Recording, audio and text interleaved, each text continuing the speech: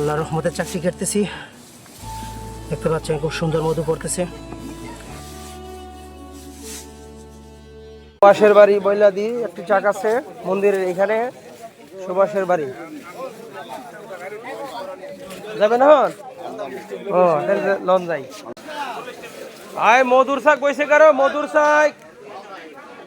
হ্যাঁ দেখেছি দেখে দেখে আমরা লগে। আয় মধুর শাক বইছে কারো মধুর শাক। আটল এখন বাদ তুইছে। হ্যাঁ মধুর শাক আছে বইলে ফোন দিবা খালি, এই নাম্বারটা রাখবা, ইউটিউবে সার্চ দিলে ভাইবা। আরেন দেখি মধু হইব বড় না শাক। বট গাছে তো একবার বই ছিল, বিশাল বড় বট গাছ এটা।